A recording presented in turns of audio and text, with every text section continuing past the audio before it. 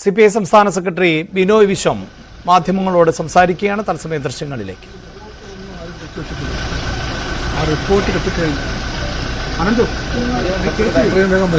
അത് കിട്ടിക്കഴിഞ്ഞാൽ ആ റിപ്പോർട്ടിൻ്റെ വെളിച്ചത്തിൽ ഇടതുപക്ഷ ഗവൺമെൻറ് എന്താണോ ചെയ്യേണ്ടത് അത് കേരളത്തിലെ പ്രതിപക്ഷ ഗവൺമെൻറ് ചെയ്യും എന്ന് ഉറപ്പ് CPIക്കുന്നു. പക്ഷെ ഇത്രയും വൈകിയത് CPI സംബന്ധിച്ച് ഞാൻ പറഞ്ഞല്ലോ, മുഹൂർത്തം കുറിച്ച് വെച്ചിട്ടില്ല. പ്രശ്നം നിലപാടാണ്. നിലപാടിൻ്റെ പക്ഷമാണ് ഇടതുപക്ഷം. അതിൻ്റെ പാർട്ടിയാണ് CPI. അതുകൊണ്ട് തന്നെ CPI പറഞ്ഞു ആ റിപ്പോർട്ട് വന്നു കഴിഞ്ഞാൽ അതിൻ്റെ വെളിച്ചത്തിൽ ഇടതുപക്ഷ ഗവൺമെൻറ് എന്താണോ ചെയ്യേണ്ടത് അതായിരിക്കും കേരളത്തിലെ LDF സർക്കാർ ചെയ്യാൻ പോകുന്നത് എന്ന് ഉറപ്പ് CPIക്കുണ്ട്. ഈ റിപ്പോർട്ട് അങ്ങനെ ഞാൻ പറഞ്ഞതെല്ലാം ഉണ്ട്. അല്ല, സഭയിൽ വരുമ്പോൾ പ്രതിപക്ഷം എന്റെ പൊന്നു ചങ്ങാതി എല്ലാം ഞാൻ സഭയിൽ ADGP വിഷയം പ്രതിപക്ഷം കൊണ്ടുവരുമ്പോൾ എന്തായിരിക്കും CPI എടുക്കാനുള്ള സമീപനം? അതൊക്കെ CPIക്കും LDFിനും നല്ല നിലപാടുണ്ട്. LDFിന്റെ ഭാഗമാണ് CPI.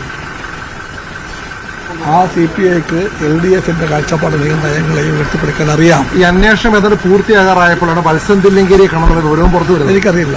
അല്ല, അങ്ങനെ തന്നെയാണ് ചോദിച്ചത്. നമ്മുടെ നിയമസഭയിലെ ഇപ്പൊ ADGP അജിത്കുമാറിനെതിരായ ആക്ഷേപങ്ങളോട് സഭയുടെ ഫ്ലോറിൽ വരുമല്ലോ. അപ്പൊ ഈ CPIയുടെ സമീപനം എന്തായിരിക്കും? ഒരു ATI നിങ്ങൾ തിരക്ക് പിടിക്കല്ലേ? പൊതുസമ്മേളനത്തിന്റെ ഭാഗമായിട്ട് മുന്നണി കാരണം പൂരം കലക്കുമായി അല്ല, LDFിന്റെ പുറത്ത് ഞാൻ പറഞ്ഞു കഴിഞ്ഞു. ഏത് വിഷയത്തിലും ഇടതുപക്ഷ പരിഹാരമല്ലാതെ വേറൊരു പരിഹാരം CPIക്കില്ല. ഏത് വിഷയത്തിലും ഇടതുപക്ഷ പരിഹാരം എന്ന് പറഞ്ഞാൽ അതെപ്പോഴും ന്യായത്തിന്റെയും നീതിയുടെയും ഭാഗത്തായിരിക്കും. ഇടതുപക്ഷ പരിഹാരം എങ്ങനെയായിരിക്കും? അത് നമ്മൾ ഈ മലപ്പുറം ജില്ലയുമായി ബന്ധപ്പെട്ട സ്വർണ്ണക്കടത്ത് പരാമർശം മുഖ്യമന്ത്രിയുടെ പരാമർശം വിവാദമായിട്ട്